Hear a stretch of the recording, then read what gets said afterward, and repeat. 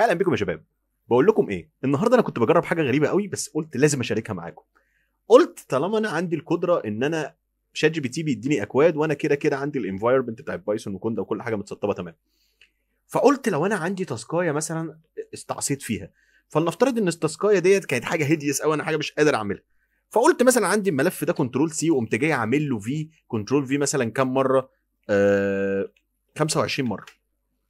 فبقى عندي 25 نيو تكست كومنت. ودخلت الشات جي بي تي، انا مسمي طبعا شات جي بي تي لو انت شفت الفيديو اسمها سكاي. فقلت لها هاي سكاي، انا عندي نيو فولدر جواه 25 نيو تكست دوكيمنت. ماشي، انا عايز كود يساعدني واقدر استخدمه في السي ام دي، يقدر يعمل لي بقى الحاجات دي. بص، اول حاجه انا قلت له يخليني اعملها يرينيم ذم باي ذا نمبر لايك 1 2 3 4، يعني يخلي التكست دول كلهم متنمرين ب 1 2 3 4 لحد 25. حط كل خمسه لوحدهم جوه نيو فولدر، وخلي النيو فولدر ده اسمه باتش 1 باتش 2 اكسترا. وقلت لها على فكره انا عندي البايثون وميني كوندا موجودين على الجهاز، فالسي ام دي بتاعي ادفانس شويه. قالت لي تمام جدا، شايف الكود ده؟ قلت لها تمام. قالت له خدي كوبي، خدوا كوبي. بعد ما تاخده كوبي اعمل نيو، ماشي، واعمل تكست دوكيمنت جديد. قلت لها سهله. اعمل ايه في التكست ده؟ قالت تسميه بس اي حاجه دلوقتي، افتحه، حط جواه حط جواه التكست اللي انا اديته لك ده، ودوس فايل سيف از. وعند الجزء ده تمام، لو احنا جينا ننزل هنا هتلاقي ان هي قالت لي تحت سميه رينيم اند باتش دوت باي. قلت لها يا سلام سهل، حاضر. رينيم باتش باي، كنترول سي.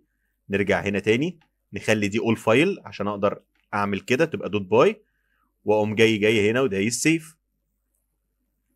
قلت لها اكيد الموضوع مش بالسهوله دي. قالت لي لا قالت لي لا بالسهوله دي. دلوقتي انا بقى عندي الرينيم بتاع دوت، فانا دلوقتي مش محتاج حاجه في ده. اهو نيو دوكيمنت موجود، مش محتاج دوت في حاجه.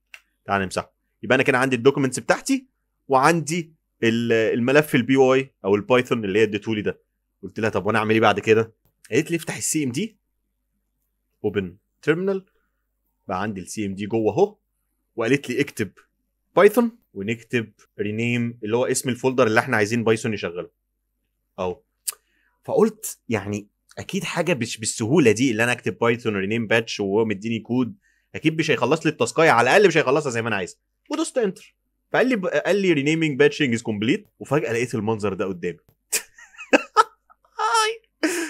تعال بص، باتش 1 2 3 4 5، تفتح كل واحد تلاقي تكستات من واحد لخمسه، وهكذا وهكذا وهكذا وهكذا.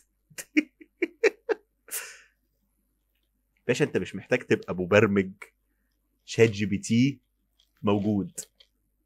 دمتم سالمين.